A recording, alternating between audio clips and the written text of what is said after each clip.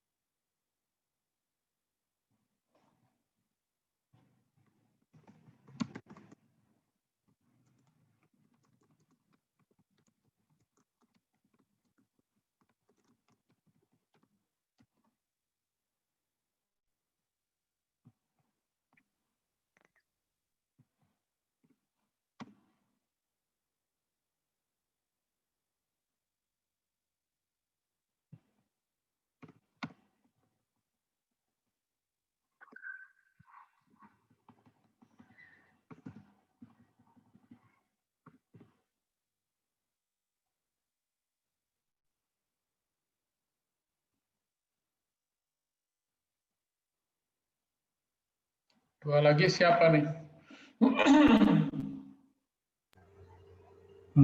Ridho sama Ica, Kaira. Siapa? Muhammad Ridho sama Kaira Oh, sedang dihubungi tadi.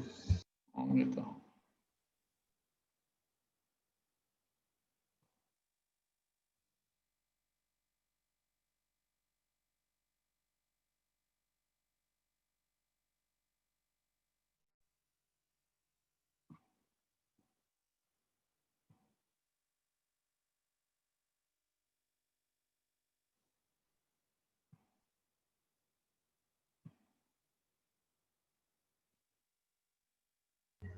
Izin, Pak, sudah lengkap sebenarnya, Pak.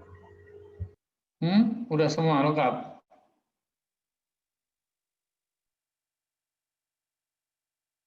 Baru 26 kurang 1 dong. Pokoknya sama saya jadi 27 harusnya.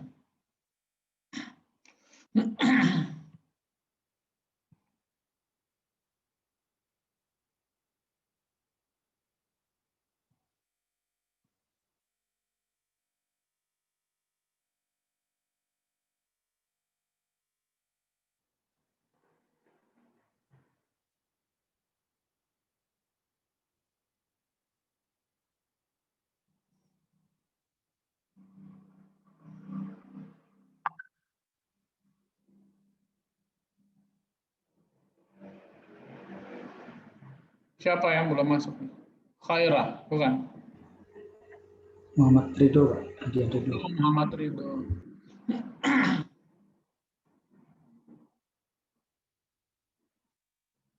Baik, kita mulai saja kalau begitu.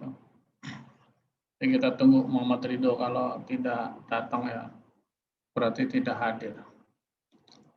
Baik, Assalamualaikum warahmatullahi wabarakatuh. Selamat pagi, salam sejahtera. Bekasi hujan terus nih dari kemarin. Pagi, Pak. Sudah 3 hari hujan terus. Sehingga kita di rumah aja gitu kan, WFH-nya.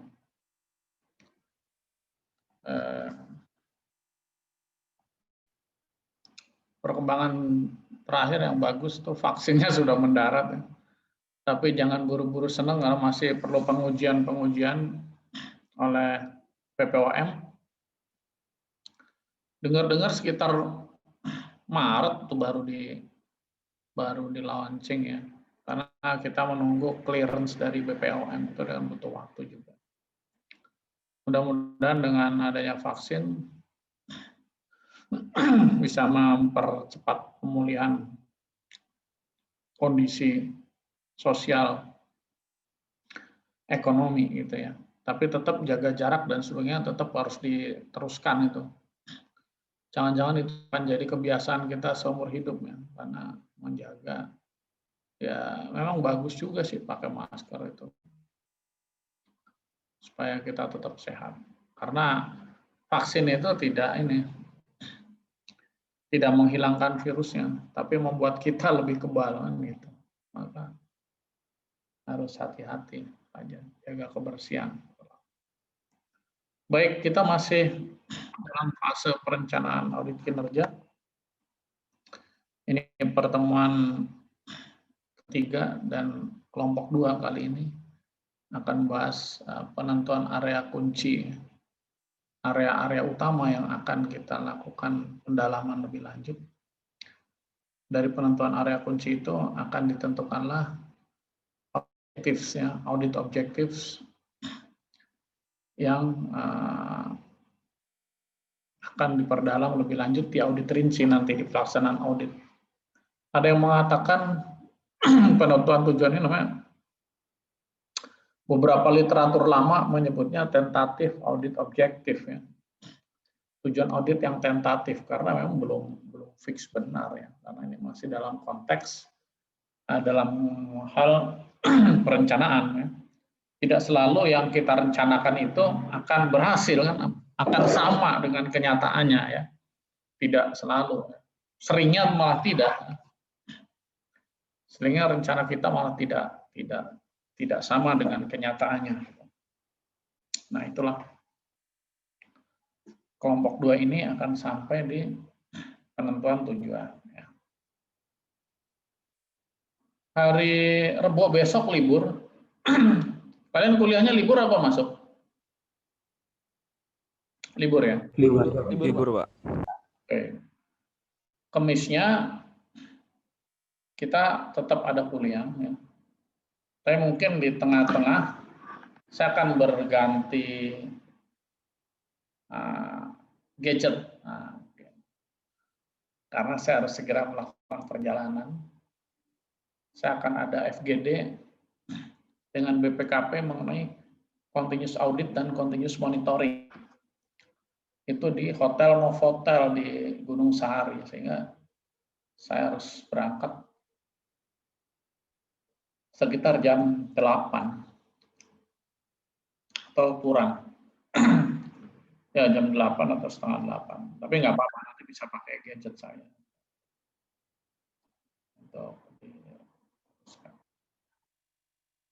Mungkin itu pengajaran dari saya. Silahkan kelompok kedua. Kemarin sudah saya bagi, ya, UTS-nya bagus-bagus, nggak apa-apa. Aman. Mata kuliah ini mata kuliah aman, ya. Terima kasih, Pak. Ya. Mata kuliah aman, ya. Jadi pasti bisa. Nanti juga rupanya belum bersemangat, ya. Paling nanti kita, kalau saya sempat dan ada mood, nanti kita bikin kuis lagi, ya. Tapi kalau saya lagi ada mood, ya. Kalau lagi nggak ada mood, males juga, ya. Kayaknya udah cukup lah penilaian itu, lumayan. Artinya penilaian yang ada saya sudah bisa gunakan dan layak gunakan untuk melakukan penilaian, kan.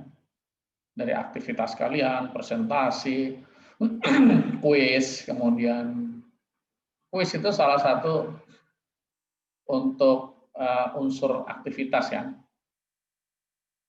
Digabung dengan presentasi, ya. Absen nanti ditambahkan oleh orang sekretariat. Jadi tinggal kita ngambil nilai UAS nanti. Nilai UAS, ya, habis itu terus langsung tadi. Kayaknya menurut saya sih mata kuliah ini asal kalian ikuti dengan baik, ya, pemahamannya tidak terlalu rumit, ya. Meskipun nanti kalau saya lagi iseng, saya bikin juga soal multiple choice kayak biasa. Pakai apa kemarin kita ujian pakai apa, ya? Lupa lagi. Google apa? Yang UTS pakai apa? Pakai yang kuis kemarin pakai apa, ya? Lupa saya. Google Form. Pakai Google Form, ya. Ya mungkin saya pakai Google Form lagi, ya kan. Multiple choice, ya kita coba. Tapi kalau saya lagi mood tuh, ya. Akhir-akhir tahun ini kemungkinan besar saya tidak mood, ya. Apalagi hari ini saya harus merampungkan penjurian penulisan esai anti korupsi untuk anak-anak SMK dan mahasiswa, ya, seluruh Indonesia. Yang masuk ratusan tulisan, ya. untung saya dibantu oleh panitia. Jadi panitia sudah memilih 10 tulisan terbaik. Nah, saya menilai 10 tulisan terbaik itu. Kalau ratusan, setengah mati. Yang ratusan benar yang waktu menilai puisi ya. Buku puisi yang 5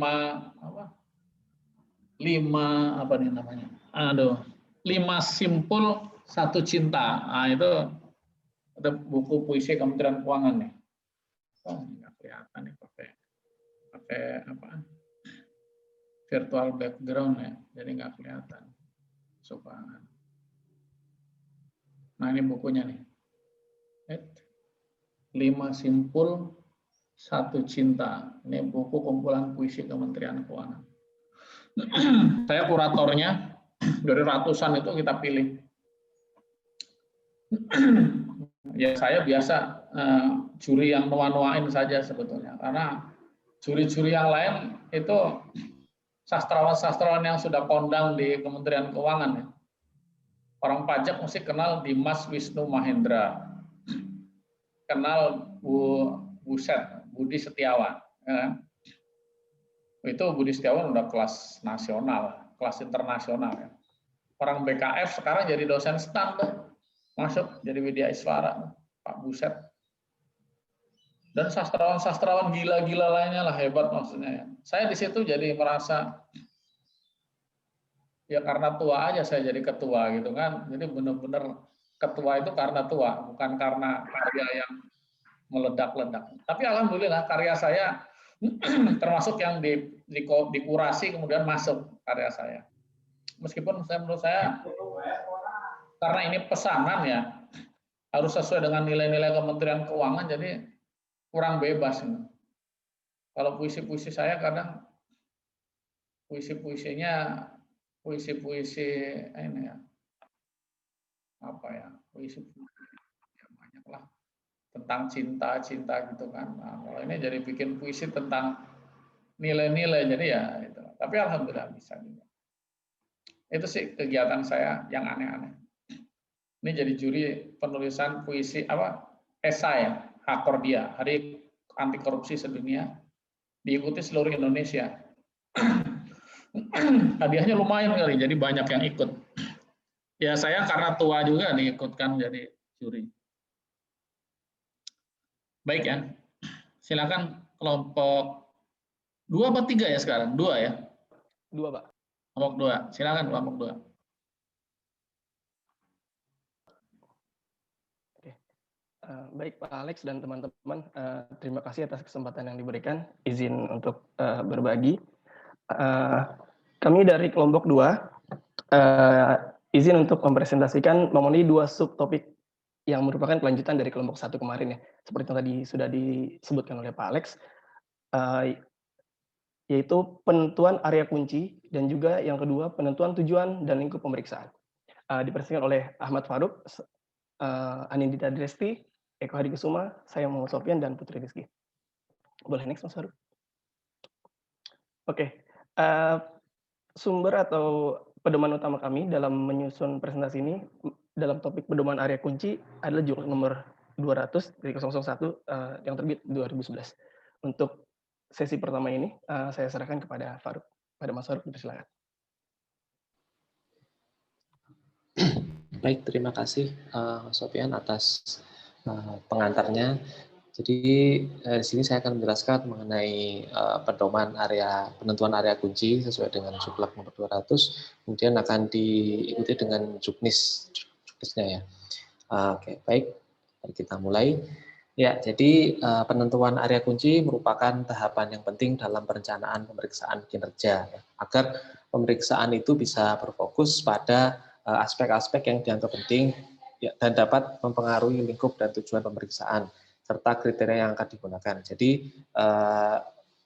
penentuan area kunci ini nanti akan berpengaruh pada tujuan audit kinerja yang akan dilaksanakan.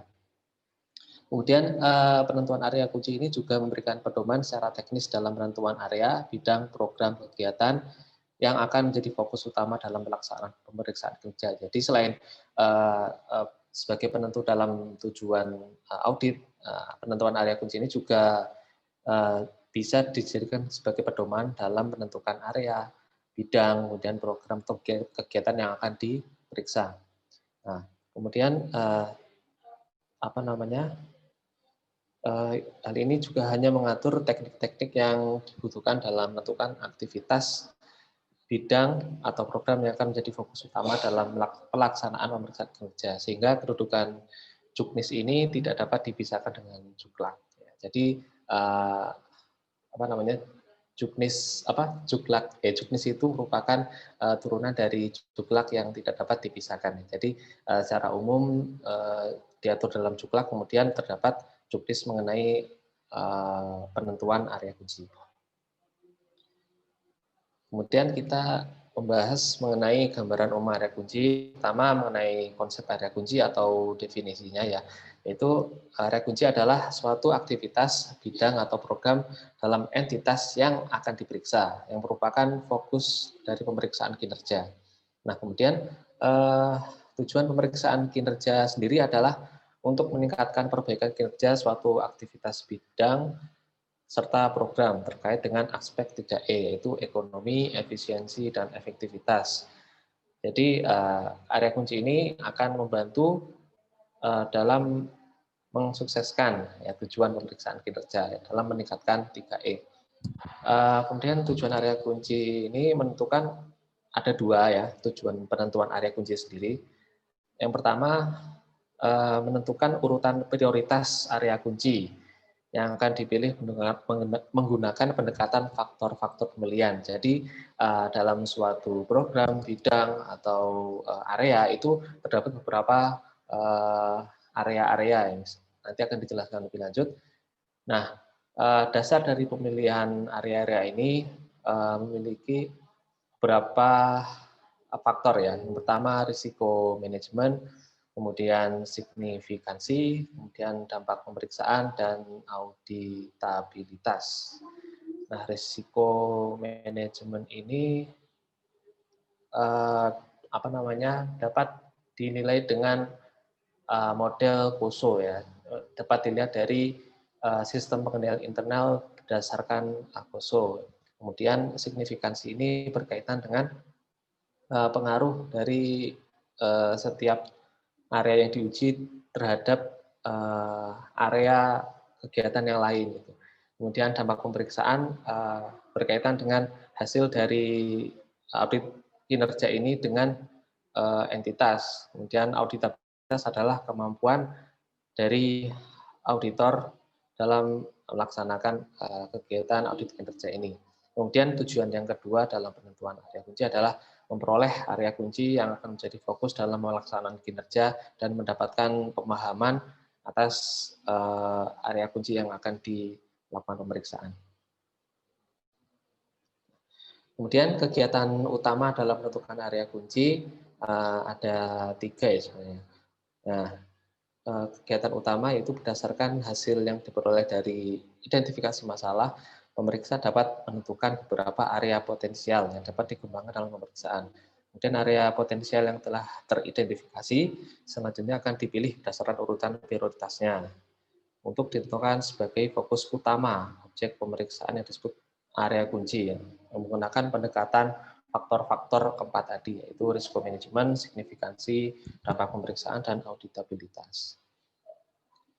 Nah, di sini ada alur diagram ya, flow proses penentuan area kunci. Nah, yang mana yang pertama itu inputnya ya, inputnya itu berasal dari output pemahaman entitas dan identifikasi masalah yang sudah dibahas pada kelompok sebelumnya. Kemudian setelah input diperoleh, kemudian menentukan area potensial yang dapat diperiksa. Kemudian penentuan area potensial ini nanti ada istilahnya kayak pembobotan gitu. Kemudian membuat urutan prioritas berdasarkan faktor pemilihan, nanti di ranking ya, mana area-area yang akan dilakukan pemeriksaan. Kemudian menentukan area kunci. Nah, setelah dilakukan pembobotan, kemudian di ranking, kemudian hasil dari penilaian itu akan dipilih mana-mana area yang akan dilakukan pemeriksaan. Nah, penentuan area kunci ini bisa biasanya 1 ya minimal, tapi bisa lebih dari 1, tergantung situasi dan kondisinya.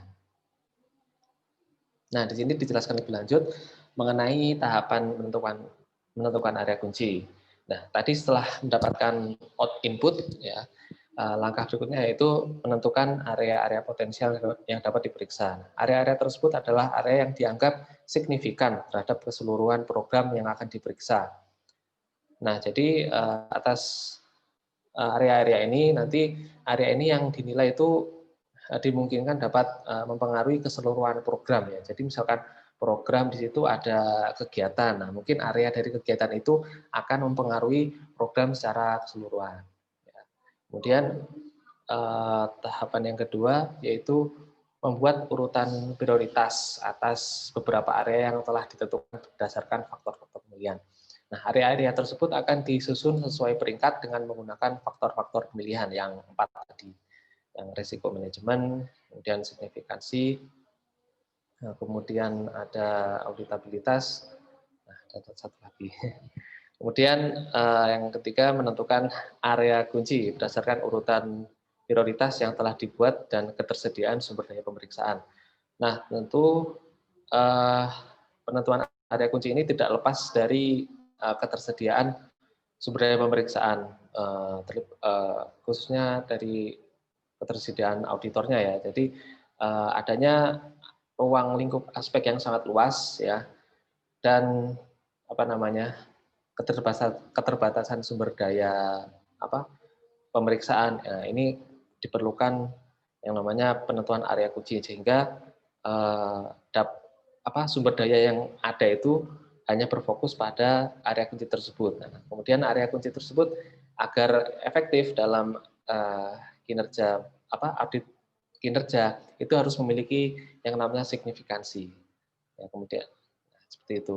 Nah, dalam penentuan ini area potensial yang mendapat peringkat teratas akan mendapat prioritas untuk dipilih menjadi objek pemeriksaan saat pemeriksaan terinci yang disebut sebagai area kunci. Nah, area kunci yang telah ditentukan dapat dipilih semua atau sebagian. Menentukan area potensial yang dapat diperiksa. Nah, ini area potensial adalah area yang akan menjadi fokus pemeriksaan berdasarkan masalah utama yang ada di dalam suatu entitas. Berdasarkan informasi yang diperoleh dari kegiatan tahap sebelumnya, pada tahap ini, pemeriksa dapat mengidentifikasi beberapa area potensial. Untuk memberikan ilustrasi, penentuan area potensial yang dapat diperiksa, digunakan contoh kasus pada kantor pertanahan di Kabupaten ABC. Nah, di sini terdapat beberapa masalah utama pada kantor ABC. Yang pertama, ada kurangnya pemberian pelayanan yang tepat waktu dan tarif yang tidak sesuai dengan peraturan perundang-undangan, ditentukan areal potensialnya pengelolaan pelayanan kepada pemohon. Kemudian penggunaan belanja PNBP yang tidak ekonomis, tidak efisien, dan tidak efektif, areal potensialnya penggunaan belanja PNBP. Kemudian masalah pencapaian target PNBP tidak terpenuhi karena rendahnya kesadaran hukum masyarakat di bidang pertanahan, areal potensialnya itu pengelolaan PNBP-nya. Kemudian terakhir ada masalah utama timbulnya sengketa pertanahan yang disebabkan karena belum adanya database pertanahan. Kemudian areal potensialnya pengelolaan dalam pelayanan penanganan sengketa, konflik, dan perkara.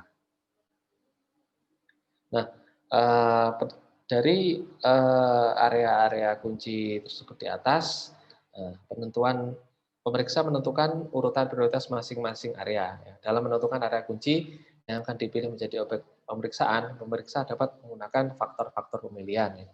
Nah, ada 4 yang sudah dijelaskan tadi, ada risiko manajemen, signifikansi, kemudian dampak pemeriksaan, dan auditabilitas. Nah, penentuan area kunci sangat penting untuk diidentifikasi oleh pemeriksa karena mempengaruhi luasnya lingkup pemeriksaan. Nah, untuk melakukan penilaian terhadap faktor-faktor pemilihan, pemeriksa dapat melakukan pembobotan berdasarkan pertimbangan profesional. Matriks pembobotan diukur rentangnya dengan skor 1 sampai dengan 3, mulai dari rendah, sedang, dan tinggi. Nah, kemudian mengenai teknis penentuan area kuncinya akan dijelaskan oleh rekan saya, Mas Sofian. Baik, Mas Faruk, terima kasih. Ya, saya izin melanjutkan presentasi. Jadi tadi seperti dibilang Mas Faruk ya, ada penentuan poin atau klasemen gitu ya. Kalau misalkan kita sandingkan sama sepak bola gitu ya, kan kalau menang dapat 3 poin, kalau seri 1 poin, kalau kalah 0 gitu. Nah, kalau dalam juknis ini terkait dengan pemilihan atau pemeringkatan tadi, kalau tinggi 3, kalau rendah 1, kalau sedang 2. Nah, nanti sama kayak klasemen bola gitu. Nanti beberapa kriteria itu dinilai, diklasifikasikan, nanti dihitung jumlahnya per bagian. Nah, ada 4 topik tadi, saya menyingkatnya RSDA. Yang pertama tadi ya, resiko manajemen. Yang kedua S, yaitu adalah signifikansi. Yang ketiga D, dampak pemeriksaan, dan yang keempat auditabilitas, jadi RSDA gitu ya. Nah, dalam yang pertama, dalam risiko manajemen adalah penilaian risiko pada pemeriksaan kinerja adalah risiko yang dapat ditanggung manajemen terkait dengan aspek 3E tadi, ekonomi, efisiensi, dan efektivitas. Di antaranya adalah pengeluarannya, jumlahnya signifikan atau enggak. Yang kedua, tercapai nggak sih tujuan yang telah ditetapkan. Yang ketiga, mutasi juga kan sedikit banyak pasti berpengaruh gitu, dari komposisi, keahlian, dan juga penyelesaian pekerjaan. Yang selanjutnya, manajemen tidak bereaksi atas kelemahan yang ditemukan. Jadi manajemen itu kan misalkan kayak eselon 4, 3, 2, 1 gitu kan, otomatis kan sebagai manajemen dari level rendah sampai level tertinggi, apakah ada reaksi terhadap kelemahan yang ditemukan gitu. Ekspansi program secara mendadak, itu juga mempengaruhi ya risikonya gitu. Kalau misalkan tujuan dalam 1 tahun tiba-tiba dirubah dalam kuartal 1, kuartal 2, ini juga akan meningkatkan risiko manajemen dalam aspek pencapaian kinerja dan perlakuan kinerja yang lebih baik gitu. Selanjutnya, hubungan tanggung jawab yang tumpang tindih. Jelas ini ya. Kalau misalkan saya punya otorisasi A, Mas Faruk punya otorisasi A, Mas Faiz punya otorisasi A, ini kan jadi siapa sebenarnya yang punya tanggung jawab gitu? Siapa yang bertanggung jawab untuk menjelaskan kinerja ini gitu, mencapai kinerja ini gitu. Selanjutnya, aktivitas ini yang bersifat kompleks dalam satu lingkungan penuh ketidakpastian. Kalau misalkan tadi banyak yang tidak pasti, misalkan kegiatannya terdesentralisasi dengan banyak yang berkepentingan. Penggunaan teknologi berkembang pesat. Jadi teknologi yang berkembang terlalu pesat pun itu dalam tanda kutip ada risiko yang cukup tinggi di situ. Misalkan aplikasi A kita pakai di tahun ini, di pertengahan jalan ada update aplikasi.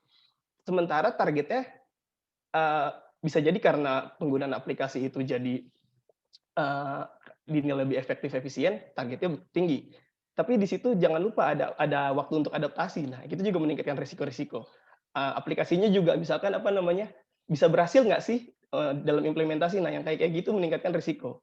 Lingkungan yang dinamis dan kompetitif, koordinasi dengan lintas sektor, itu juga meningkatkan risikonya. Jadi itu beberapa yang membuat penilaian risiko ini juga berpengaruh ya, berdampak tinggi. Aktivitasnya apakah berdampak negatif pada lingkungan hidup.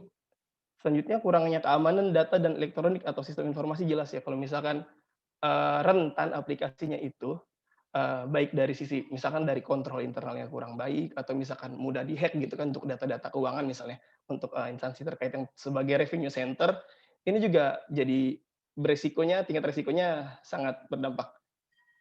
Boleh next, Mas Faruk? Ya, ini adalah sebuah contoh penilaian risiko. Ada tadi ya sesuai dengan kita akan mensimulasikannya dalam kantor pertanahan ABC. Sesuai dengan tadi yang di kriteria yang disebutkan Mas Faruk, ada 4 area potensial: pengelolaan PNBP, penggunaan belanja, pengelolaan layanan, dan juga pengelolaan dalam pelayanan penanganan sengketa. Ini unik ya kantor pertanahan ini. Kalau dari sisi 4 area potensial ini ternyata kalau kita sandingkan dengan mata kuliah SPM, di sini sebagai revenue center, pengelolaan PNBP tadi ada pembayaran juga sebagai cost center gitu, penggunaan belanja APBD. Nah, ini menjadi sebuah case yang unik gitu, karena dalam 2 kapasitas tersebut terkait dengan tupoksi, kita harus menentukan area kunci yang mana ini, dan juga ada aspek layanan gitu. Nah, ini kan 3 tugas pokok yang ibaratnya punya tujuan masing-masing, dan ini menjadi sebuah hal yang sangat penting gitu. Gimana sih kita harus melihat dari sisi mana yang paling penting untuk audit kinerja ini? Yang pertama dari sisi mutasi pegawai gitu. Di sini ada penilaian apakah pengaruhnya terhadap area potensial ini. Dalam matriks ini terhadap pengelolaan PNBP dan penggunaan belanja dinilai 1 gitu. bisa dibilang rendah gitu. Pengelolaan pelayanan dan pengelolaan penanganan sengketa dinilai 2 atau sedang. Ini menjadi sebuah penjelasannya seperti ini. Misalkan ada sengketa gitu, misalkan kalau di pajak gitu ya. Misalkan dia WP-nya Mas Farouk gitu. Terus ada sebuah masalah, ada sengketa di situ, ada pengajuan keberatan tertentu terhadap SP2DK dan sebagainya, konfirmasi. Terus misalkan berubah orangnya jadi misalkan Mbak Putri gitu. Nah, ini kan jadi meningkatkan risikonya juga. Nah, penjelasannya kurang lebih seperti itu. Yang kedua, ada perubahan kebijakan yang mendadak.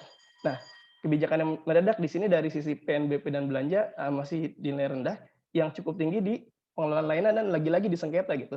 Karena sengketa itu kan ibaratnya orang-orang yang dalam tanda kutip ada sesuatu masalah di situ. Ini benar nggak sih begini? Ini hak saya apa hak dia? Ini tagihannya segini apa bukan? Ini izin pertanahannya udah benar atau enggak? Nah, perubahan kebijakan yang mendadak akan membuat risiko ini menjadi lebih tinggi dalam aspek penanganan sengketa dan konflik dari matriks ini. Yang ketiga, adanya hubungan tanggung jawab yang tumpang tindih, masih sama penjelasannya kurang lebih. Terus yang keempat, pengeluaran tidak sesuai anggaran. Nah, di sini pengelolaan PNBP. Jadi kalau misalkan pengeluarannya tidak sesuai dengan anggaran, berarti kan pengelolaannya tidak baik gitu. Makanya risikonya lebih tinggi. Dan seterusnya. Nah, dari 4 kriteria ini, kemudian kita jumlahkan secara total. Contoh yang pengelolaan PNBP. Mutasi pegawainya nilai 1, yang B-nya 2, kita jumlahkan jadi 1 tambah 1 tambah 2 tambah 2 jadi 6. Nah, itu kita bagi dengan kriterianya ada 4. Jadi 6 dibagi 4 menjadi 1,5. Dan seterusnya untuk ketiga faktor yang lain. Jadi dari sisi penilaian risiko, nilainya berbeda ya. Ada yang pengelolaan PNBP 1,5, penggunaan 1,25, pengelolaan layanannya 2,5, dan terkait dengan sengketa dan konflik 2,75. Nah, ini skor untuk penilaian risiko manajemen pada kasus kantor pertanahan ABC. Nah, ini nanti yang kita akumulasikan dengan faktor-faktor yang lain. Nah, boleh next, Mas Farouk? Nah, yang kedua adalah faktor signifikansi. Signifikan itu berdampak ya. Jadi area pemeriksaan berkaitan dengan dampak yang dihasilkan terhadap objek pemeriksaan keseluruhan. Bergantung pada suatu kegiatan atau area pemeriksaan secara komparatif memiliki pengaruh besar terhadap kegiatan lainnya. Jadi kalau misalkan ada kegiatan satu mempengaruhi kegiatan yang lainnya, ada efek domino lagi ke selanjutnya, itu otomatis itu bernilai signifikan, berdampak tinggi gitu. Ini judgement profesional ya, pemeriksa harus mempertimbangkan faktor-faktor beberapa seperti materialitas keuangan, batas kritis keberhasilan dan visibilitas. Akan tetapi judgement profesional ini harus terukur gitu. Contohnya di materialitas gitu kan. Misalkan pada satu objek yang sama 4 indikator yang berbeda tadi. Nah, itu materialitas terukur. Jadi kita ukur misalkan dari jumlah persentasenya terhadap anggaran total misalnya. Terus misalkan antara 2 instansi yang memiliki anggaran yang berbeda tapi persentase sama, otomatis instansi yang punya anggaran lebih tinggi itu mempunyai tingkat materialitas dan ujungnya signifikansi yang lebih tinggi daripada yang satunya. Boleh next, Mas Farouk? Ini masih sama. Boleh next lagi. Ya, semakin tinggi tingkat materialitas, seperti saya bilang, dari suatu kegiatan, program atau bidang. Ini kan kegiatan, program atau bidang kan merupakan ini ya rincian dari suatu DIPA dari organisasi ya, organisasi pemerintahan gitu. Jadi kegiatannya dilihat programnya apa, bidangnya apa. Semakin tinggi juga area kunci yang dipilih. Nah, materialitas keuangan dan kinerja dapat berbeda. Objek yang sama juga dapat dipandang secara berbeda sehingga ada kemungkinan materialitas menurut audit kinerja, tapi menurut pemeriksaan tidak material. Contohnya tadi, misalkan dari jenisnya deh, misalkan organisasi sebagai revenue center dengan organisasi sebagai cost center, tingkat dari misalkan penyerapan anggaran itu dapat berbeda. Terus misalkan penggunaan anggaran juga berbeda karena di situ berbeda tupoksinya. Jadi kinerjanya juga dapat memiliki signifikansi yang berbeda. Yang ketiga, visibilitas untuk penjelasan suatu area berhubungan erat dengan dampak eksternal dari suatu kegiatan. Boleh next, Mas Farouk? Ya, ini ilustrasi ya. Jadi seperti yang saya bilang tadi, ini terkait masih kantor pertanahan. Anggaran belanjanya dari kantor pertanahan ini adalah 10 miliar. sama yaitu jadi makanya di kolom ke 1, 2, 3 total anggaran belanja 10 miliar semua karena ini satu organisasi sama kantor pertanian yang tadi. Akan tetapi anggaran yang digunakan untuk pengelolaan PNBP, penggunaan belanja, pengelolaan layanan juga penanganan sengketa konflik itu beda. Yang pengelolaan PNBP 150 juta, PNBP 100 juta, layanan 300 juta, konflik 200 juta. Nah, ini kita persentasekan terhadap total belanjanya. Jadi yang terlihat di tabel 0,015, 0,01, 0,03, 0,02. Nah, dari situ kita dapat melakukan pemeringkatan gitu. Ada yang bobotnya 1, bobotnya 2, dan bobotnya 3. Nah, dalam hal ini pengelolaan PNBP dan pengelolaan layanan dianggap memiliki kedekatan gitu ya. Jadi dalam satu kriteria yang sama di poin 2 gitu. Boleh next Mas Faruk. Selanjutnya, ini kan tadi kan ada 3 ya, ada signifikansi itu. Ada materialitas, ada batas kritis keberhasilan, ada visibilitas juga. Sama seperti tadi kita lakukan penilaian atau judgement. Kalau materialitas keuangan tadi paling sederhana adalah tingkat jumlah dananya dipresentasikan terhadap apa namanya tadi total anggaran. Batas kritis keberhasilan yang paling sangat berdampak terhadap keberhasilan itu diberikan poin lebih tinggi gitu. Sini adalah pengelolaan layanan utama. Nah, terus visibilitasnya juga sama dinilai juga secara proporsi juga mana yang memiliki visibilitas lebih tinggi itu akan mempengaruhi penilaiannya. Nah, area potensial layanan utama dalam pemohon yang di materialitas tadi yang dikasih poin 3 adalah karena persentasenya lebih tinggi ya 0,03% tadi di slide sebelumnya. Nah, selanjutnya batas kritis keberhasilan pengelolaan utama kepada pemohon merupakan bisnis utama dari kantor pertanahan ya. Jadi perbaikan atas area ini akan meningkatkan kinerja entitas secara keseluruhan. Jadi kalau misalkan di sini sengketa dikasih 1 poin, sementara tadi di risiko dikasih poin 3, itu kenapa? Karena sengketa atau konflik atau perkara ini merupakan efek samping. Efek yang terjadi akibat misalnya ada pengelolaan layanan utama terhadap pemohon yang kurang baik, kurang maksimal, kurang optimal gitu. Nah, sehingga pada kasus ini batas kritis keberhasilan pengelolaan pelayanan utama kepada pemohon merupakan poin yang mendapat poin lebih tinggi atau menjadi fokus menjadi dia punya 3 poin gitu. Nah, terkait visibilitas, pengelolaan pelayanan utama kepada pemohon merupakan masalah yang penting dan peka. Peningkatan ini juga akan mempengaruhi aspek sosial dan ekonomi terhadap masyarakat umum. Pertanahan ya ini menjadi sebuah hal yang apa ya namanya? Banyak sengketa-sengketa tanah gitu kita tahu. Misalkan akte ganda atau misalkan sengketa hak waris atau misalkan ini tanah adat apa tanah milik sebelumnya yang diakui jadi hak milik. Nah, ini tuh lagi-lagi terkait layanan dan kepada pemohon dari sisi kantor pertanahan sehingga sangat berpengaruh terhadap masyarakat umum. Nah, poin-poin tadi sama seperti tadi kita jumlahkan contohnya di pengelolaan PNBP 2, 2, jadi total 6. Kita bagi 3, ada 3 poin. Rata-rata signifikansinya 2 dan seterusnya sehingga didapat penggunaan belanja PNBP 1,67, layanan 3 karena semuanya pada poin ini signifikasi audit kinerjanya sangat tinggi. Jadi poinnya juga 3 maksimal, sengketanya 1,67. Boleh next Mas Faruk. Yang ketiga, RSD. Kita sampai ke ketiga, D, dampak pemeriksaan. Dampak pemeriksaan merupakan nilai tambah yang diharapkan dari suatu pemeriksaan. Adanya perbaikan nggak nih terhadap aspek 3E, efektif, efisien, ekonomi dari area yang diperiksa. Pertanyaan diajukan pemeriksa adalah apakah pemeriksaan ini akan memberikan dampak perbaikan terhadap suatu kinerja entitas. Kalau misalkan dari sisi ini nggak ada dampak signifikan, tidak ada dampak yang bisa membuat kinerja lebih baik, itu tidak akan menjadi area kunci. Boleh next Mas Faruk? Ya, di sini contohnya ya aspek efektivitas. Di sini ada 6 dari contoh yang kami sajikan.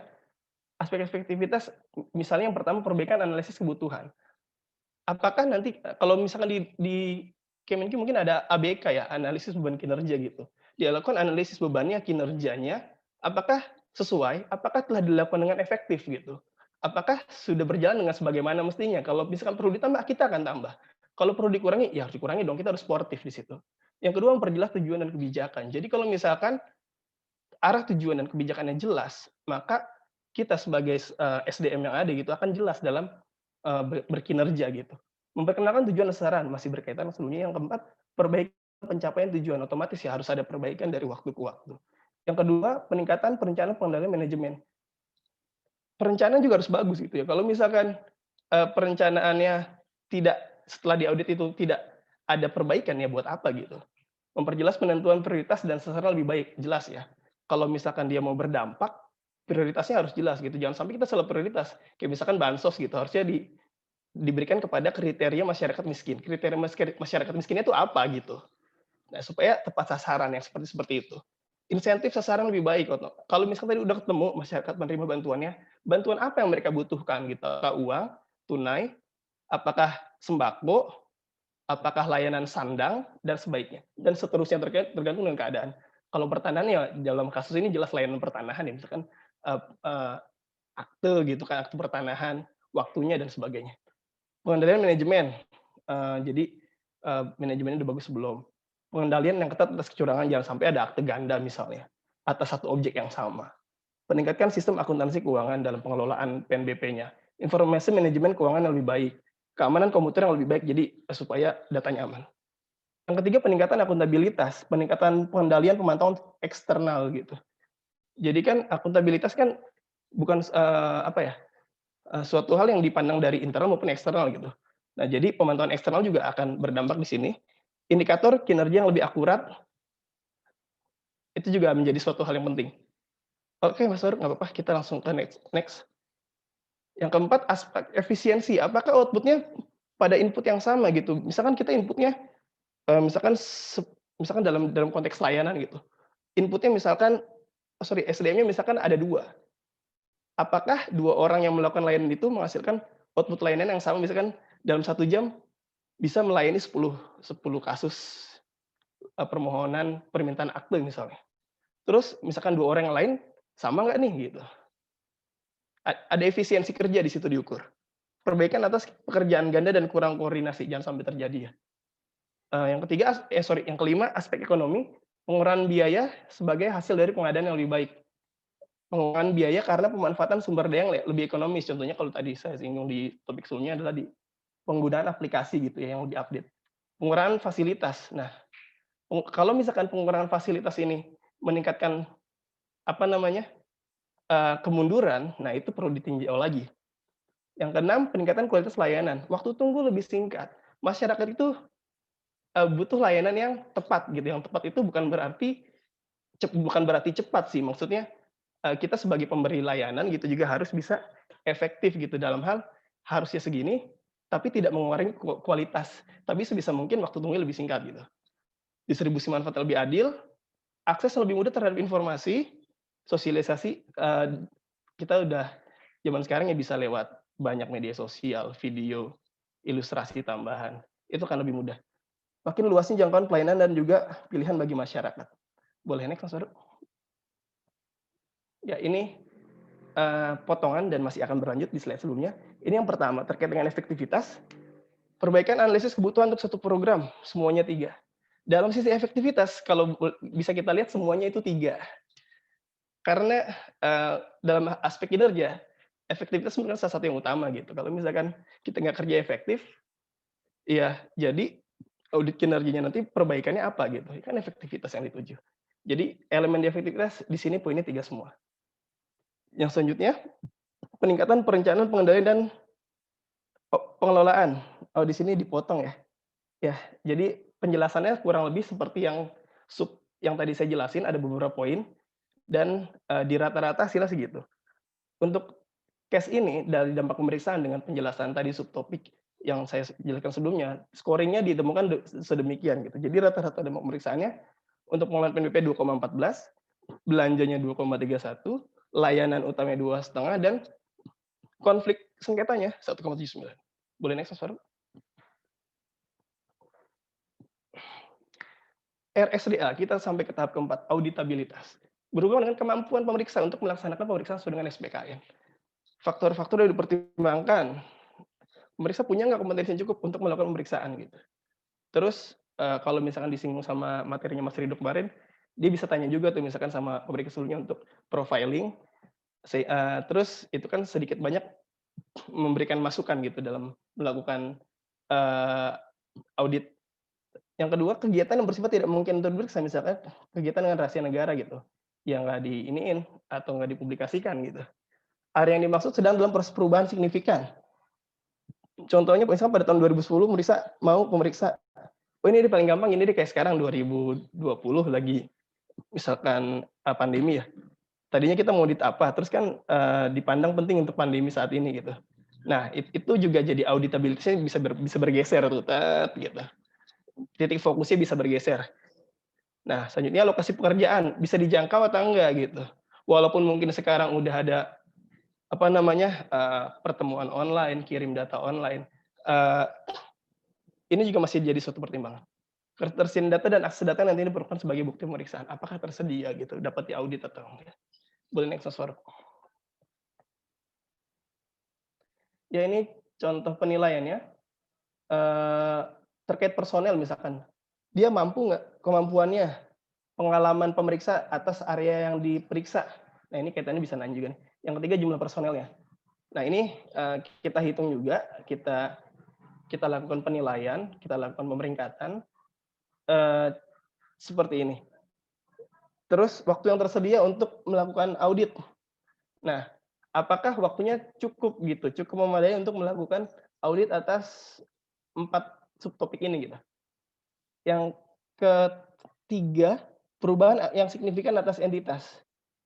Yang keempat, lokasi pemeriksaan. Nah, di auditabilitas ini sama kayak tadi kita pemeringkatan orang, yang untuk poin pertama yang personil itu kita rata-rata dahulu gitu untuk subtopik tersebut. Itu kan ada 3 tuh, ada kemampuan, pengalaman, sama jumlah personil. Di situ kan yang pengalaman PNBP ada 2, 2, 3. Jumlahnya jadi 7, kita bagi 3 rata-rata jadi 2,33. Begitu dengan 3 topik yang lainnya, didapatkan yang personil 2,33, 2,33, 33. Nah, angka rata-rata dari subtopik itulah yang nanti dijumlahkan dengan subtopik yang lainnya untuk dirata-rata menjadi 4 dibagi 4 maksudnya. Ya, jadi 2,58, 2,8, 33. Seperti itu. Boleh next. Ya, itu sedikit penjelasan terkait dengan bagaimana cara pemeringkatan, bagaimana cara menilai berdasarkan sesuatu hal yang dapat diukur gitu. Jadi walaupun dibilang sebuah professional judge, tapi itu terukur, ada standarnya dan dilakukan dengan sistematis dan objektif. Nah, selanjutnya untuk penentuan area kunci dan analisis ini akan diberikan oleh Dresti. Silakan. Ya, terima kasih Kak Sopian. Selanjutnya kita akan membahas tentang penentuan area kunci dan analisis hasil. Next. Nah, untuk yang pertama ini ada tahapan pengisian kertas kerja pemeriksaan dan analisis hasil. Tadi sudah dibahas oleh Kak Sopian sama Faruk, gimana cara menentukan si area kunci ini. Nah, ini tahapan untuk mengisi kertas kerjanya. Kertas kerjanya bisa teman-teman lihat, bentuknya seperti ini nih dari juknisnya. Yang pertama diisi itu untuk area potensial yang tadi sudah dibahas, menentukan area potensialnya. Terus untuk faktor pemilihannya, dari risiko manajemen, signifikansi, dampak pemeriksaan, dan auditabilitas yang tadi sudah dibahas Kak Sopian. Nah ini tadi diukur berdasarkan skornya ya, 1, 2, 3, 1 rendah, 2 sedang, 3 tinggi. Lalu di total skornya, lalu ditentukan urutan prioritasnya berdasarkan skor yang paling tinggi, kemudian kesimpulan dipilih atau tidaknya area potensial yang untuk dijadikan objektif kertas kerja pemeriksaan. Next. Nah, ini untuk contoh penentuan area kunci yang tadi masih kasus yang sama, kantor pertanahan. Jadi kan ada 4 tadi area potensialnya, si pengelolaan PNBP, penggunaan belanja PNBP, pengelolaan pelayanan umum, sama pengelolaan dalam pelayanan penanganan sengketa. Nah, dinilai kan itu sudah ada nilai faktor pemilihannya sekian, lalu di total tuh skornya. Nah, yang paling tinggi ternyata pengelolaan pelayanan utama kepada pemohon dengan 11 poin. Berarti itu menjadi urutan prioritas pertama, dan kesimpulannya itu berarti dialah yang dipilih sebagai area kunci. Untuk analisis hasil penjelasan alasan pemilihan kunci itu ya mempertimbangkan faktor-faktor pemilihan yang tadi sudah dibahas. Tujuannya untuk memberikan dasar pemilihan area kunci dari area-area potensial yang tersedia. Next. Nah, ini untuk contoh hasil analisisnya ya. Ini kan berdasarkan kasus kantor pertanahan tadi. Jadi dijelaskan satu-satu faktor-faktor pemilihan dari kenapa dipilihnya area kunci untuk pelayanan itu. Jadi misalkan untuk risiko manajemen dibilang pelayanan itu risikonya tinggi karena terdapat kelemahan pengendalian internal. Terus untuk signifikansinya itu ternyata dari segi materialitas keuangannya lebih besar nilainya dibanding kegiatan yang lain. Terus untuk dampak auditnya tergolong tinggi karena perbaikan atas pengelolaan pelayanannya itu kan menurunkan keluhan dari pemohon dan meningkatkan faktor 3E. 3E tadi kan efektivitas, efisiensi, dan ekonomi. Terus untuk auditabilitas, pemeriksa itu sudah berpengalaman, memiliki personal yang cukup, ada waktu yang cukup, dan sumber daya yang cukup, jadi lebih memungkinkan untuk memilih area kunci pelayanan ini. Next. Terus kan tadi sudah untuk pengisian kertas kerja, kemudian didokumentasikan. Pemeriksa harus mendokumentasikan setiap langkah dan penentuan area kunci tersebut, termasuk pertimbangan profesionalnya, kan yang paling penting, dan cara pembobotannya, terus disetujui dan direview oleh pengendali teknis dan penanggung jawab pemeriksaan. Ini langkah terakhir untuk penentuan area kunci. Next, selanjutnya dilanjutkan oleh rekan saya.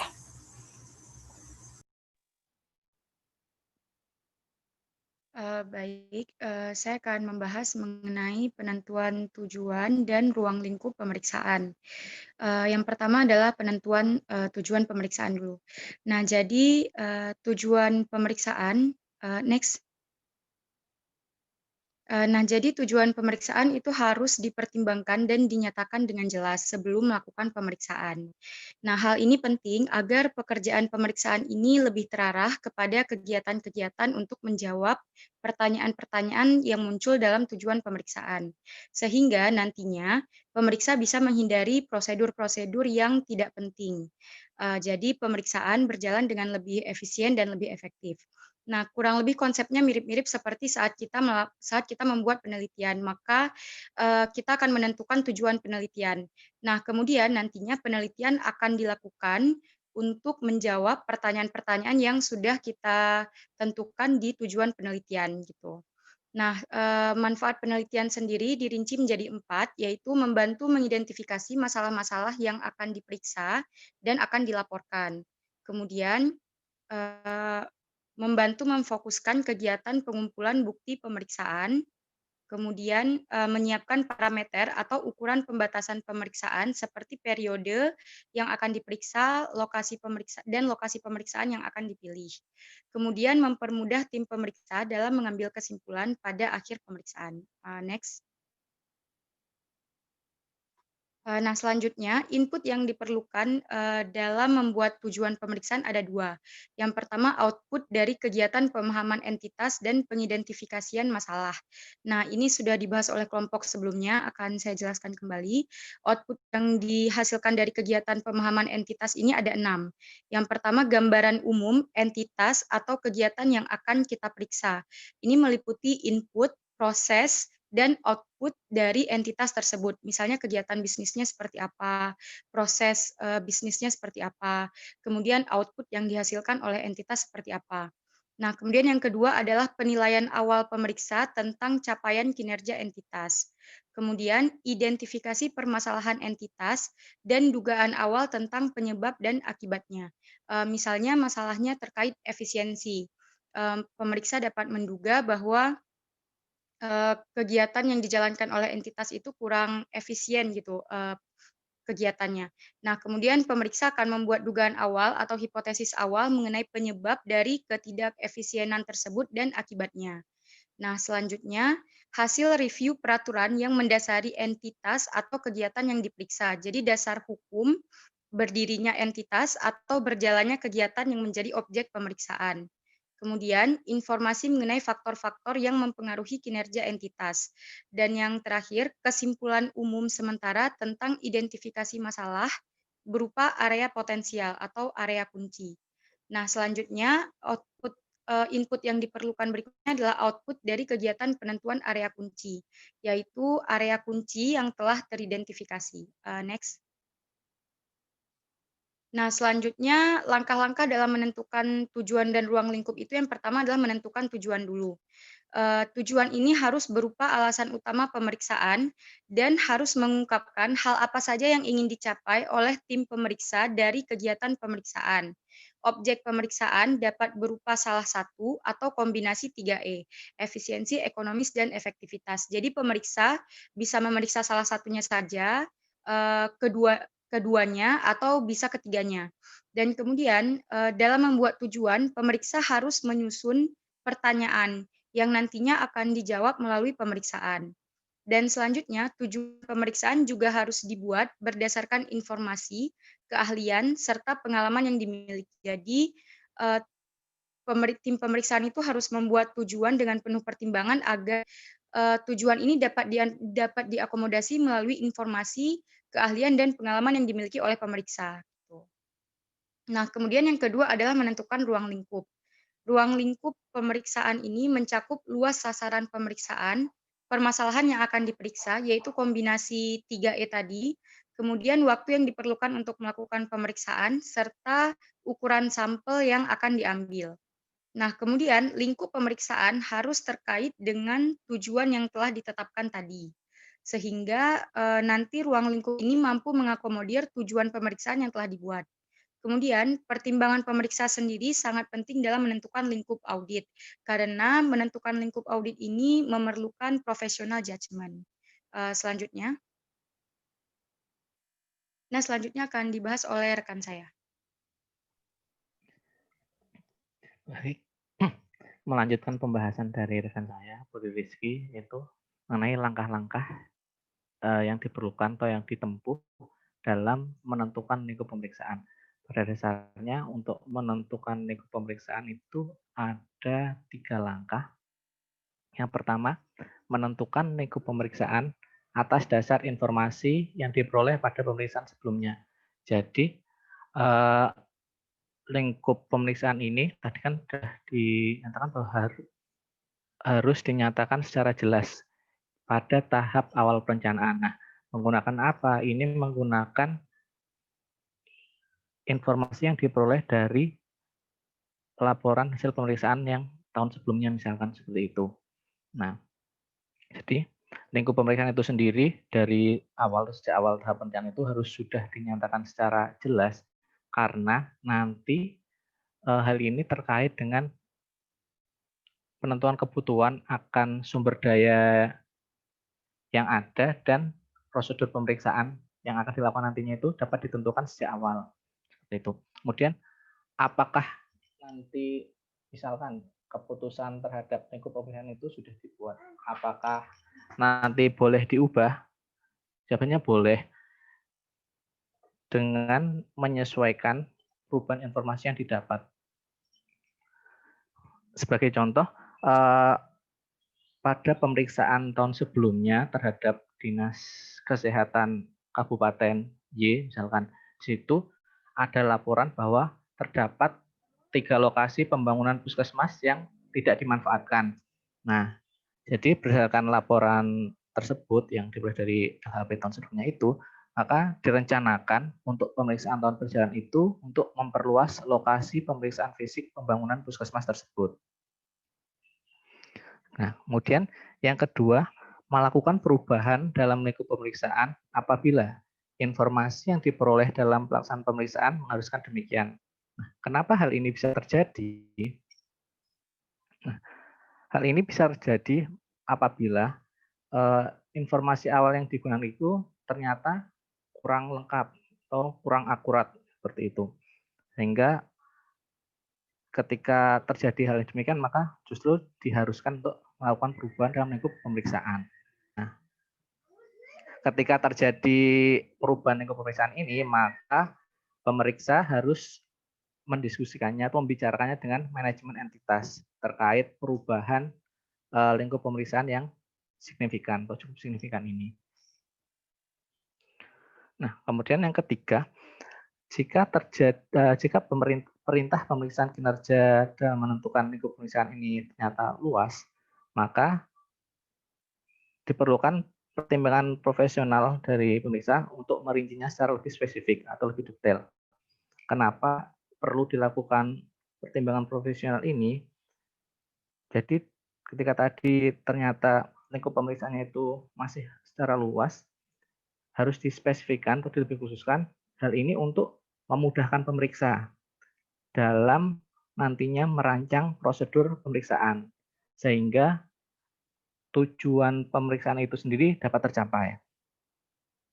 Nah, bagaimana kalau ternyata mandat atau perintahnya dalam menentukan lingkup pemeriksaan itu spesifik atau misalkan detail.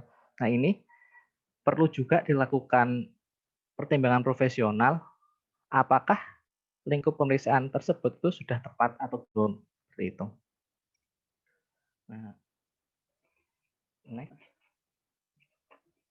ini output dari penentuan tujuan dan ruang lingkup pemeriksaan ada dua. Yang pertama itu tujuan pemeriksaan itu sendiri.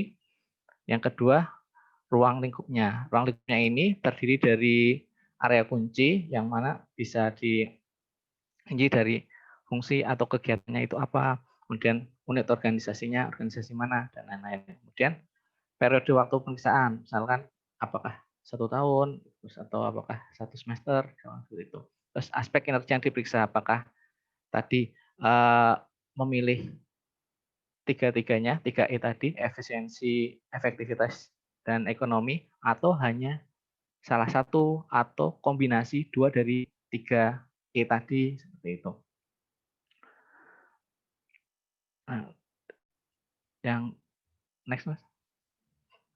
Nah, seluruh pengkajian pemeriksa dalam tahapan ini, dalam tahap penentuan tujuan dan ruang lingkup pemeriksaan ini harus didokumentasikan dan menjadi bagian dari KKP.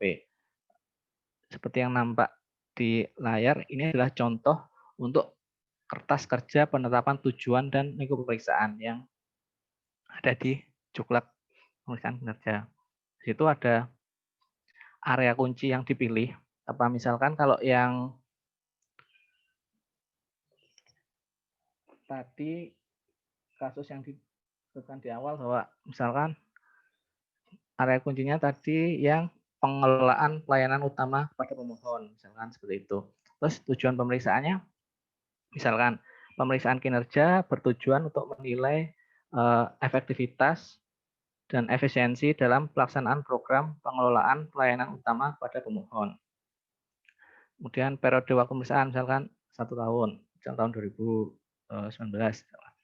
Lingkup pemeriksaannya tadi yang ada area kuncinya, periode waktunya, kemudian aspek kinerja yang dari DKI-nya tadi. Next, Mas. Ya, demikian dari saya. Untuk selanjutnya saya kembalikan ke saudara moderator. Terima kasih. Baik, Mas Eko, terima kasih atas penyelesaian presentasi atau berbagi topik hari ini. Izin Pak Alex, boleh langsung tanya jawab aja mungkin, Pak? Langsung ya, silakan tanya jawab. Baik, makasih Pak. Bagi teman-teman, jika ada topik yang ingin didiskusikan, mari kita diskusikan. Dipersilakan. Izin bertanya, Mas Sofyan. Baik, Mbak Risa, silakan. Tadi dalam slide yang tentang ruang lingkup pemeriksaan kan dijelaskan kalau lingkup itu salah satunya adalah mencakup tentang luas pemeriksaan ya. Kemudian dijelaskan juga ketika perintah pemeriksaannya itu terlalu luas, maka harus didetailkan. Nah, karena melibatkan professional judgment, bagaimana sih mengetahui cakupan luas pemeriksaan itu yang pas gitu, yang nggak terlalu sempit atau terlalu luas.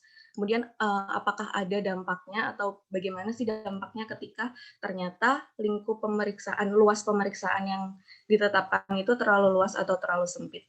Itu aja Mas Sofyan. Terima kasih.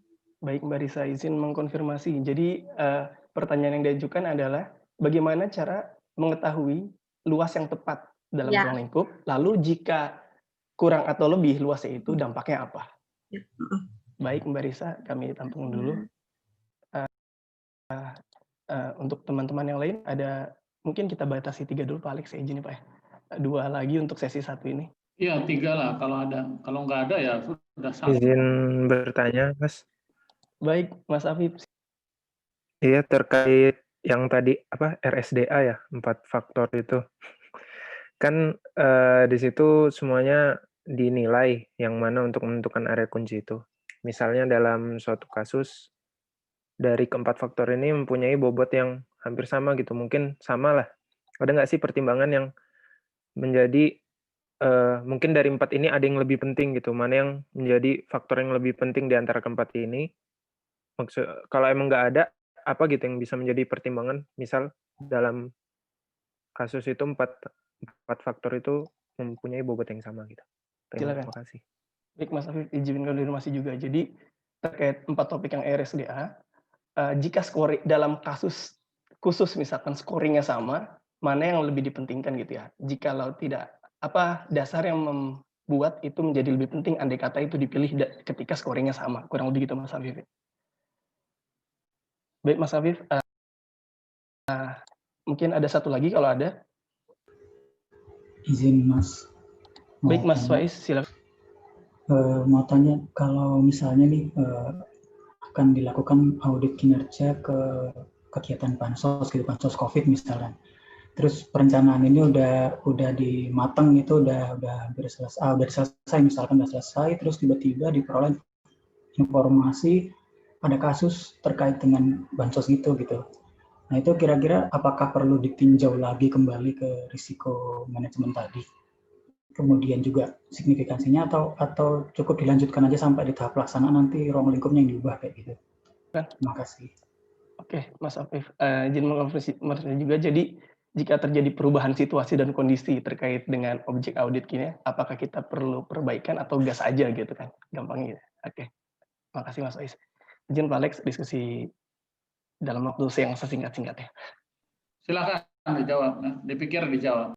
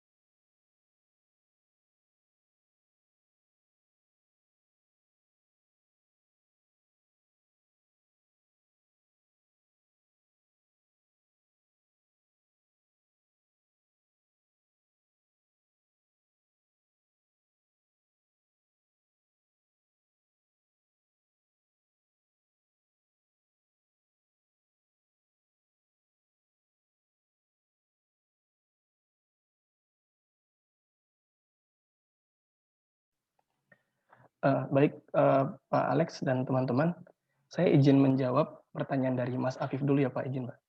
Mas Afif. Jadi seperti yang tadi dibahas, kan ada 4 topik itu RSDA, risiko manajemen, signifikansi, dampak pemeriksaan, dan juga auditabilitas. Dari 4 topik itu mereka memiliki subtopik tersendiri yang bisa dikembangkan gitu ya. Dalam contoh kasus tadi, ada yang 3 subtopik, ada yang 6 subtopik, ada yang 3 subtopik, ada yang 4 subtopik. Ya, dari masing-masing RSDA-nya itu ya. Nah, kalau menurut pendapat kelompok kami, walaupun memang kemungkinannya ada, walaupun 0,0000 sekian, menurut kami hampir sangat sulit untuk mendapatkan scoring yang sama untuk 4 topik dengan beberapa subtopik ya. Ini kan dalam contoh ini kan cuma 3 atau 4 ya, dalam prakteknya di lapangan bisa jadi lebih banyak dari itu gitu. Nah, sehingga kemungkinan didapatkan scoring yang persis sama itu menurut kami dengan kriteria 1, 2, 3 tadi itu sangat sulit. Ya, andai kata terjadi, kami dalam diskusi kelompok kami ada beberapa hal yang bisa dijadikan sisi tambahan untuk menentukan bagaimana penentuannya, dan juga yang mana yang jadi area kunci. Yang pertama, seperti yang disinggung Mas Abi tadi, professional judgment ya. Kalau dikaitkan dengan tadi yang sempat sedikit saya singgung, terkait dengan organisasi itu apa, misalkan cost center apa revenue center. Kalau atau memang kalau dia misalkan revenue center, kita bisa berfokus pada titik-titik dia dalam mendapatkan atau mendapatkan revenue tersebut, itu bisa menjadi titik utama kalau dia revenue center. Kalau dia cost center, kita bisa memfokuskan itu pada titik-titik dia spending-nya itu dia kemana. Itu yang pertama. Terus yang kedua, kami menawarkan penambahan atau pengurangan dari subtopiknya itu sendiri. Misalkan pada kasus ekstrim tadi, angkanya benar-benar persis sama. Yang bisa dilakukan solusi kedua adalah menambahkan subkriteria. Ketika ditambahkan misalnya pada satu subkriteria pada modul resiko, pada signifikansi, pada dampak, atau pada auditabilitas, scoringnya kan tentu akan berbeda gitu kan. Tadi scoringnya sama nih, misalkan sama-sama 20 semua gitu. Ketika ditambahkan satu faktor misalkan di risiko dengan subtopik tertentu, kan ada clustering lagi tuh. 1, 2, 3. Nah, itu memungkinkan adanya pergeseran nilai rata-rata. Kalau dilakukan penambahan subtopik. Demikian juga kita misalkan pengurangan subtopik gitu. Wah, ternyata sama nih, kayaknya subtopik ini tidak terlalu penting untuk dimasukkan pada topik risiko misalkan. Otomatis nanti angka rata-ratanya juga akan berubah, atau kombinasi keduanya. Ada yang kita tambahin, ada yang kita kurangin. Nah, itu pada prakteknya bisa mengurangi scoringnya tersebut dan merubah posisi di mana yang akan menjadi lebih penting. Jadi mungkin itu sih, kalau dari diskusi kelompok kami ada 3 solusi. Yang pertama judgment tadi, tapi judgment terukur ya, berdasarkan dia jenisnya revenue atau cost center.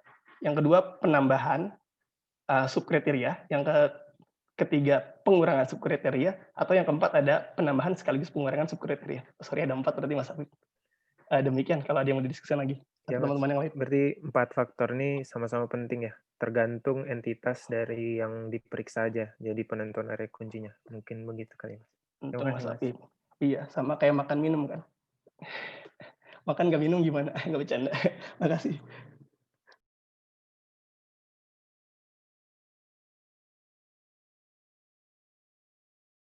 Kayaknya masih ada beberapa pertanyaan yang belum dijawab ya. Itu baru 1 kan? Iya Pak, baru 1. Yang keduanya,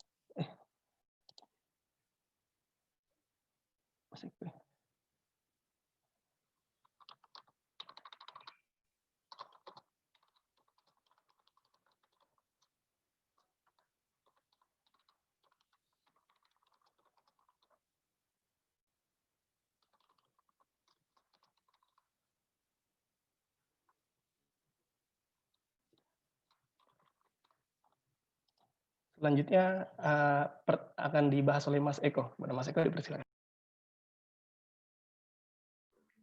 Izin menjawab terkait pertanyaan Mbak Risa.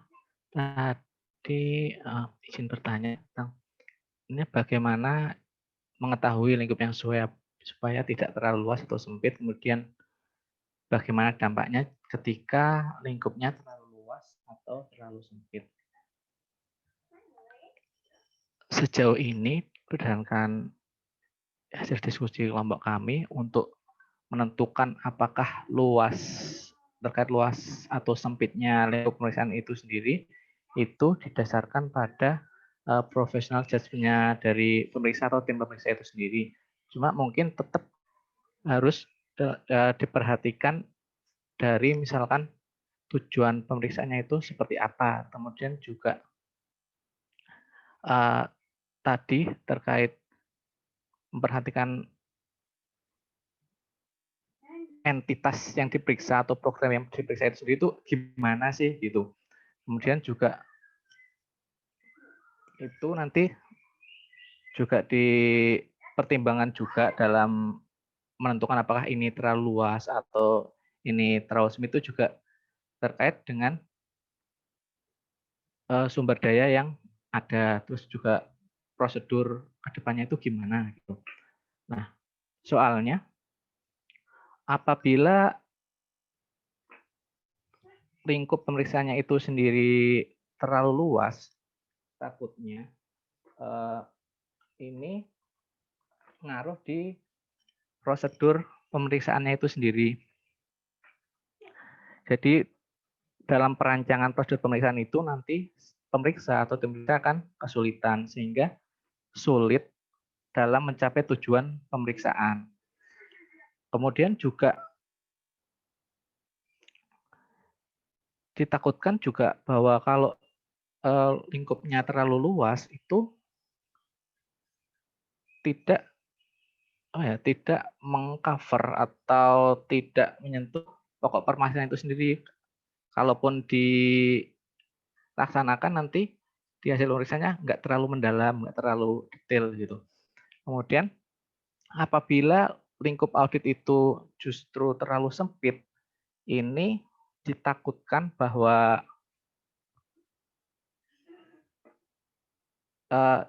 suatu yang harusnya hasil pemeriksaan ini berfungsi untuk meningkatkan kinerja itu justru tidak terjadi atau tidak tercapai tujuan pemeriksaannya. Kemudian juga bahwa temuan ataupun nanti rekomendasi dari hasil audit itu sendiri juga tidak mewakili terhadap permasalahan yang ada pada auditinya.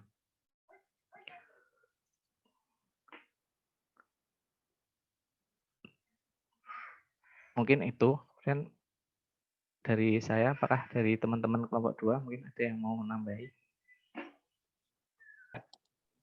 Izin menambahkan untuk yang cara menentukan apakah ruang lingkup terlalu luas atau terlalu sempit.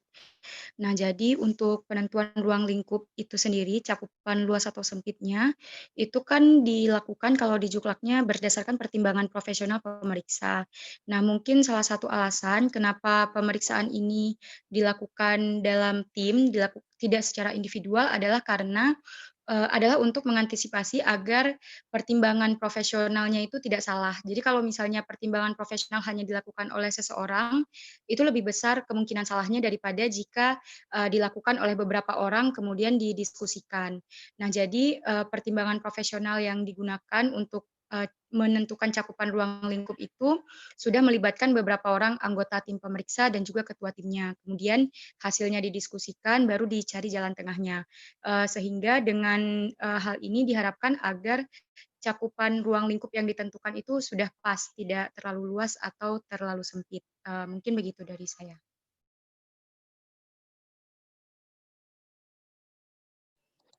Baik, Mas Eko, Mbak Putri, saya izin nambahin dikit juga. Kalau Mbak Putri tadi nambahin slide pertama, saya nambahin slide 2. Kalau keluasan atau kesempitan. Nah, kalau keluasan gampangnya nanti jadi boros gitu kan. Boros waktu, boros tenaga, boros SDM, yang nanti malah intinya nggak dapat gitu. Kalau yang kesempitan, nanti tujuan 3E-nya nggak dapat gitu. Nanti rekomendasinya juga takutnya nggak nyenggol gitu ke aspek kuncinya itu di auditinya. Mungkin itu tambahan sedikit.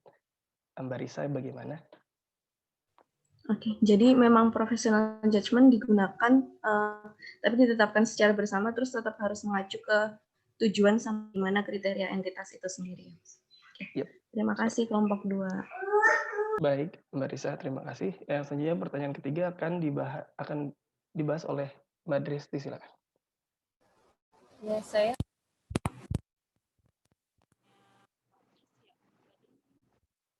itu gimana kalau ada kasus atau ada perubahan objektif gitu ya, kalau nggak salah nangkep. Jadi kalau misalkan memang ada kasus yang bisa menyebabkan perubahan objektif itu tergantung kasusnya. Soalnya kan saat kalau pas input itu kan pas penentuan ruang lingkup itu kan sudah memperhitungkan pemeriksaannya ya, harusnya sih misalkan ada kasus tuh nggak terlalu melenceng gitu dari risiko sama ruang lingkup yang tadinya sudah disusun. Tapi misalkan memang ada kasus yang cukup besar kayak akan sering dikasih contoh kalau misalkan laporan keuangan tuh, misalkan dia ada kebakaran, bencana alam atau seperti apa, itu bisa jadi bisa jadi objektifnya jadi berubah menyesuaikan kasus itu kayak gitu. Ini Mas Farouk mau nambahin? Ya tadi tentunya kalau misalkan ada kejadian istimewa, kalau kayak yang dicontohkan sama Mas Faiz tadi ada kasus korupsi yang lagi viral sekarang, itu kan mungkin dari sisi kan ada beberapa faktor tuh, ada risiko manajemen, kemudian ada signifikansinya, kemudian ada dampak pemeriksaan yang terkait ada auditabilitas. Nah, mungkin dari kejadian itu mungkin bisa dikaitkan dengan faktor-faktor tersebut. Misalkan dari sisi risiko manajemen, di situ ada poin mengenai adanya tindakan kecurangan yang dilakukan oleh manajemen. Nah, mungkin di situ akan meningkatkan faktor risiko manajemennya. Ya. Jadi sifat dari penentuan perencanaan audit, tujuan audit ini kan masih tentatif tadi, yang sudah dibilang Pak Imran, jadi masih bisa berubah-ubah gitu. Kemudian selain faktor risiko manajemen, kemudian faktor signifikansi. Nah, tadi juga ada disebutkan poinnya mengenai materialitas keuangan. Nah, kita tahu kalau misalkan dampak dari materialitas keuangan itu, kalau misalkan dari contoh kasusnya Mas Faiz tadi, itu kan anggaran bansosnya kan sangat gede banget tuh. Nah, jadi mungkin itu scoringnya tuh maksimal, ya tinggi. Nah, mungkin nanti dari hasil scoring itu nanti akan mempengaruhi area kunci yang menjadi pedoman dalam menentukan tujuan audit seperti itu. Jadi ada pengaruhnya. Mungkin seperti itu, Mas Faiz.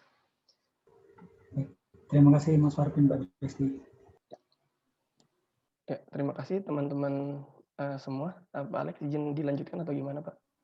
Sudah habis? Kalau sudah habis, sudah ya. Saya akan beri beberapa masukan. Pertanyaan sudah dijawab dengan baik. Tinggal ada beberapa insight atau persepsi yang mesti saya sampaikan. Pertama, seluas apa sih scope dari audit kinerja itu? Nah, tadi kan judgment, professional judgment. Jawaban itu betul.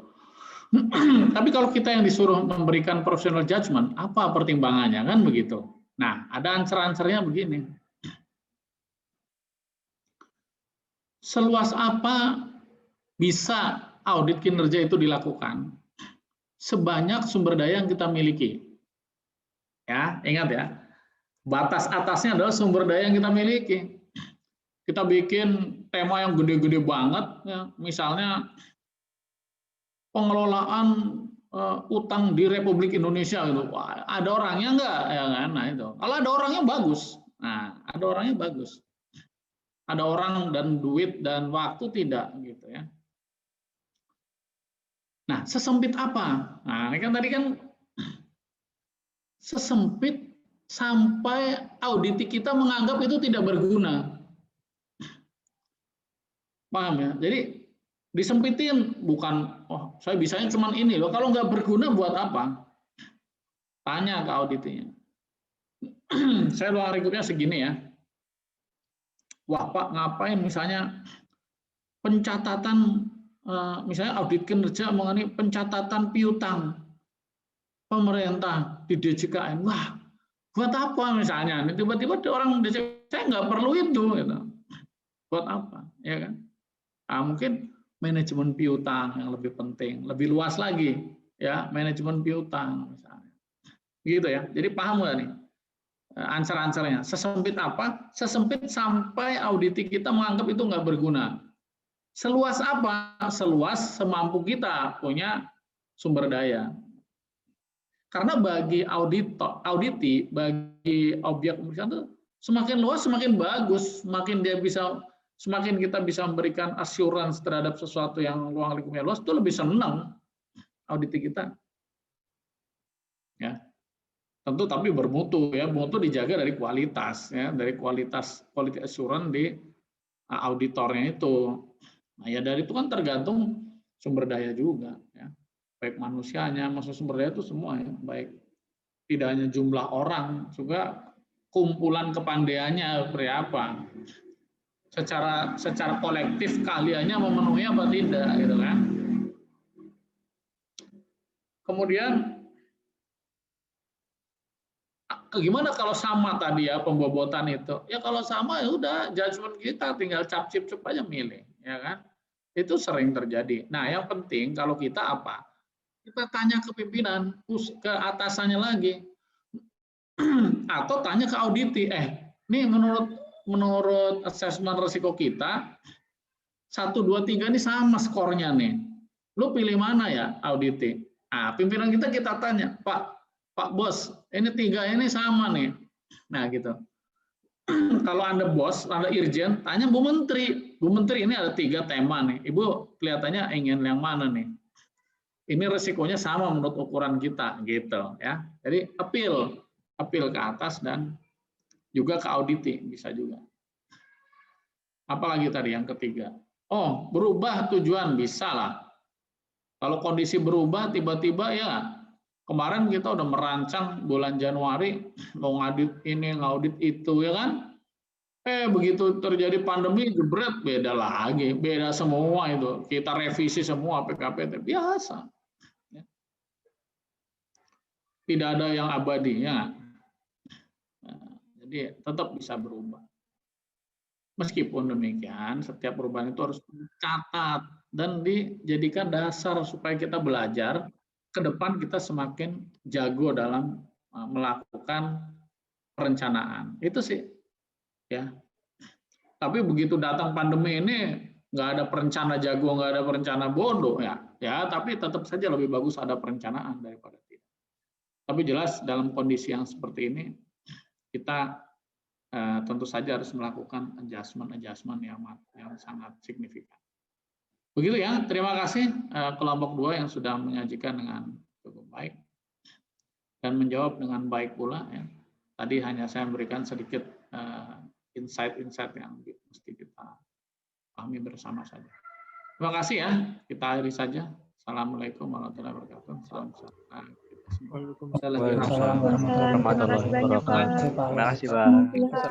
Yang ini akan rapat, Bu Menteri, siang ini rapat jam 1 nanti mengumpulkan 6 atau 7 eselon 1. Nah, saya nyiapin bahannya buat Irjen. Ini karena adanya kasus fraud di Kemensos ya. Jadi semua orang menjadi repot.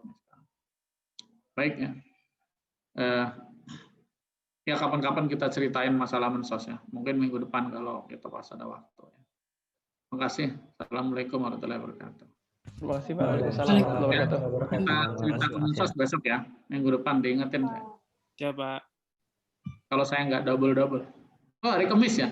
Oh Kamis di jalan ya. Ya mudah-mudahan bisa. Mari. Yo. Assalamualaikum. Saya live ya. Baik Pak. Terima kasih Pak. Baik Pak.